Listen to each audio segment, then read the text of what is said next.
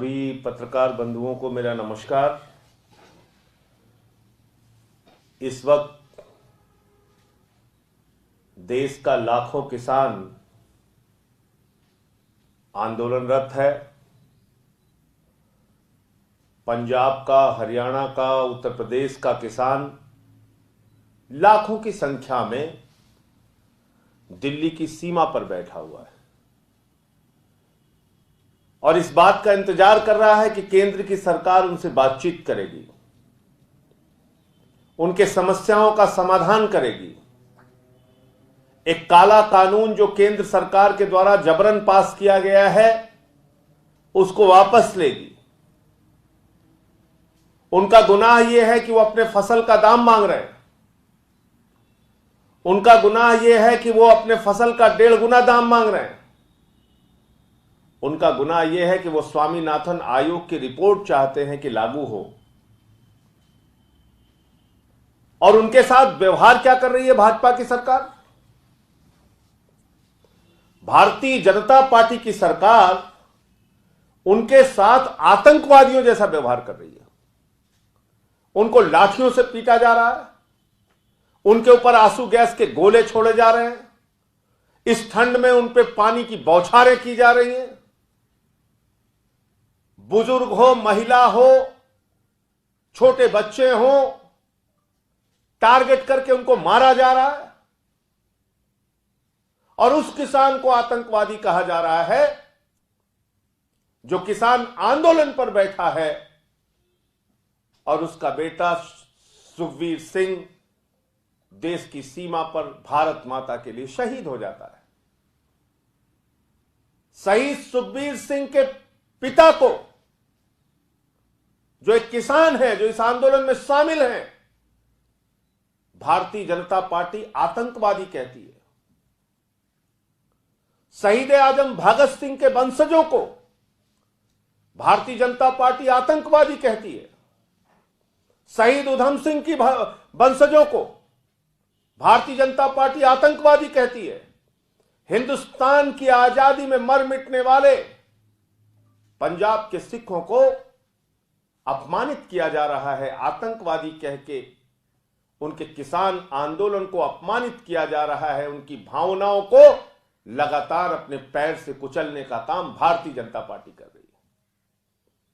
और इतनी दुश्वारियां झेलने के बाद उनसे ऐसा व्यवहार किया गया कि जैसे वो दुश्मन देश के नागरिक हों, रास्ते कटवा दिए गए। इतनी दुश्वारियां झेलने के बाद जब वो लोग दिल्ली की सीमा पर पहुंच गए तो कल हमारे देश के गृह मंत्री अमित शाह जी प्रकट हुए। और प्रकट हुए मैं इसलिए कह रहा हूं कि ये लोग गहरी नींद में सो रहे थे, कुंभकर्ण की नींद में सो रहे थे, आंख पर पट्टी बांध के धृतराष्ट्र बने हुए थे। इनको किसानों की पीड़ा दिखाई नहीं दे रही थी। कल वो प्रकट हुए। उन्होंने कहा आप बुराड़ी ग्राउंड में पहले आइए, तब हम आपसे बात करेंगे। इतनी असंवेदनशीलता, इतनी शर्तें, इतनी तानाशाही, इतना अहंकार। जब इन किसान भाइयों का वोट लेने के लिए होता है तो इनके सामने जाके आप नाक रगड़ते हो। और गृह मंत्री जी अब जब वो आंदोलन कर रहे हैं अपनी मांगों के लिए तो आप पहले शर्त लगा रहे हो बुराड़ी आओ तब बात करेंगे। आम आदमी पार्टी और आम आदमी पार्टी के नेता अरविंद केजरीवाल जी और हमारी सरकार पूरी तरह से किसानों के साथ खड़ी है, उनके आंदोलन में उनकी मांगों के साथ खड़ी है और दिल्ली में हम उनका स्वागत करते हैं। लेकिन किसान जहां पर आंदोलन करना चाहते हैं, गृह मंत्री अमित शाह जी, आपको उनको आंदोलन करने की जगह वहां देनी चाहिए। और एक कोरोना का बहाना मत बताइए। आप कोरोना का बहाना बताकर किसानों की जिंदगी के साथ जो खिलवाड़ आप लोगों ने किया है काला कानून पास करके, वो मत कीजिए आप। क्योंकि कोरोना आपके लिए दिल्ली में होता है लेकिन हैदराबाद में नहीं होता कोरोना। जहां पर देश के प्रधानमंत्री कोरोना की वैक्सीन देखने जा रहे हैं, आप हैदराबाद में जाके हजारों लोगों की वहां पे यात्रा कर रहे हैं, जुलूस निकाल रहे हैं, तब कोरोना नहीं आपके लिए। और कैसे कोई देश का गृह मंत्री ऐसे समय में, जब देश की राजधानी के इर्द गिर्द, देश की राजधानी की सीमा पर लाखों किसान इकट्ठा होकर आंदोलन करे, सरकार से गुहार लगाए, उनकी पीड़ा को सुने बगैर, उनकी समस्याओं को नजरअंदाज करके, उनको लाठियों से कुचलकर, कैसे कोई गृह मंत्री निगम के चुनाव प्रचार में हैदराबाद की सैर करने जा सकता है? इसका मतलब हिंदुस्तान की आजादी के बाद ऐसा गैर जिम्मेदार, असंवेदनशील और किसानों की समस्याओं से बेपरवाह गृह मंत्री हिंदुस्तान ने पहली बार देखा है, जो हमें अमित शाह के रूप में देखने को मिल रहा है। आप में जरा सी भी संवेदना नहीं है। आज एक किसान की भी मौत हो गई, किसान का बेटा सीमा पर शहीद हो रहा है, किसान आंदोलन में शहीद हो रहा है, और आप हैदराबाद की सैर कर रहे हैं। आपके पास 10 मिनट का वक्त नहीं है किसानों से बातचीत करने के लिए, उनके संगठनों से बातचीत करने के लिए, उनकी समस्याएं सुनने के लिए, काला कानून वापस करने के लिए।